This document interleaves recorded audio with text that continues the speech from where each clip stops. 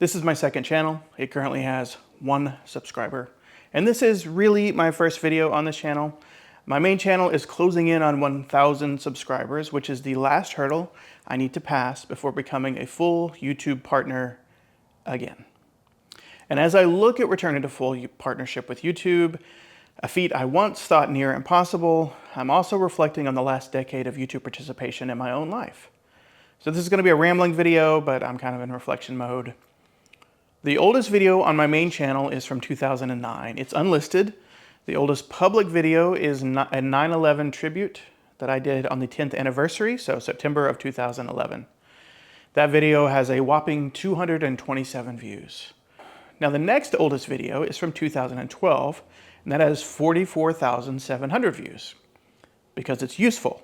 It teaches something. It shows people how they can adapt M42 mount camera lenses to Canon DSLRs.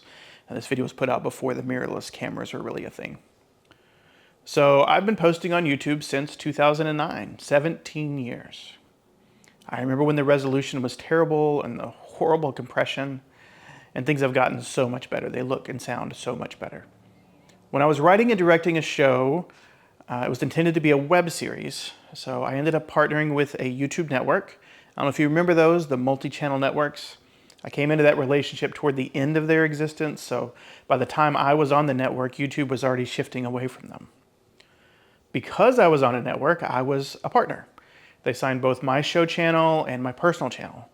And because I was on a network, I also got my payouts through the network, so I didn't have to wait for $100 to accumulate, which is good, because, I have to tell you, I was paid almost enough to pay for a fast food lunch every month.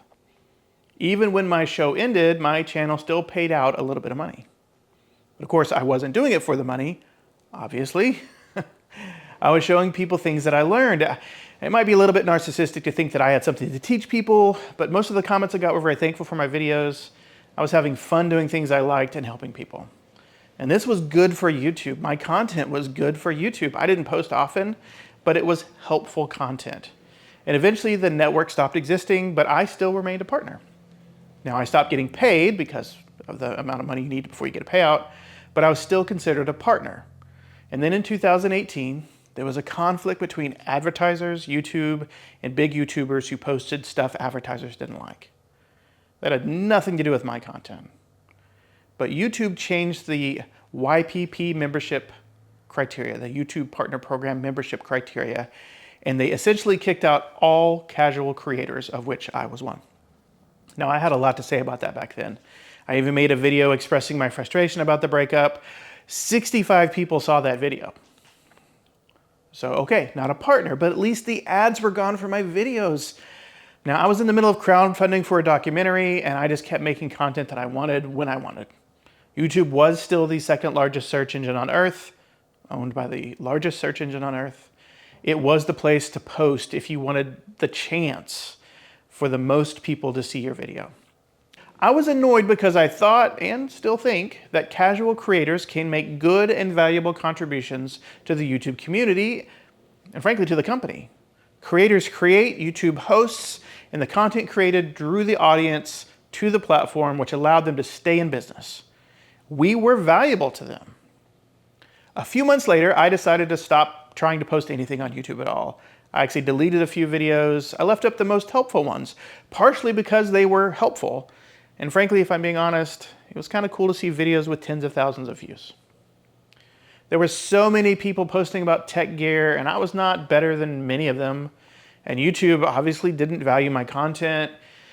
And the tech review camera gear niche is just full of trolls, guys. I mean, I don't get trolls. It was not worth it. So I used YouTube as a free place to host videos. That's it. Now, funny thing is, it turns out YouTube did think my videos were valuable, because 2 years later, in 2020, they started putting ads on any video they wanted.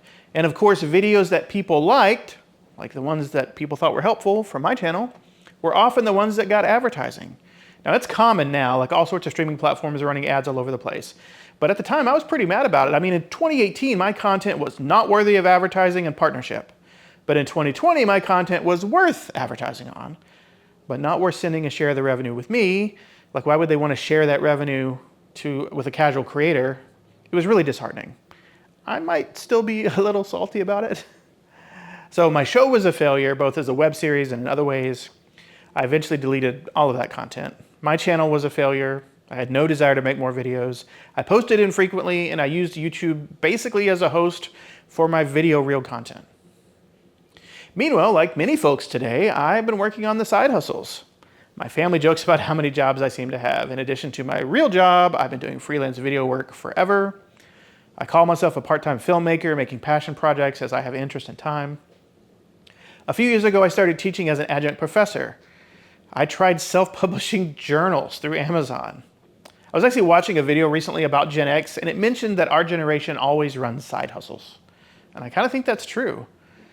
I finally came around to realizing that I can stay bitter with YouTube over the past policy changes, or I can realize that if you're looking for a side hustle that you can do on your own and that might be able to pay you, YouTube is actually a decent platform for that, with lots of different ways that you can actually generate revenue, if you can find a niche.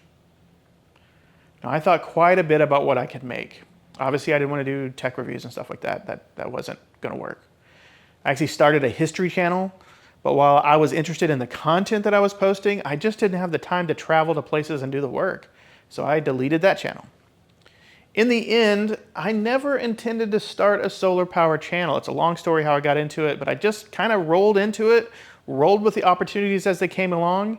And now a year later, I'm looking at less than 175 subscribers to reach the last marker for the YouTube Partner Program. Now that triggers ad revenue sharing.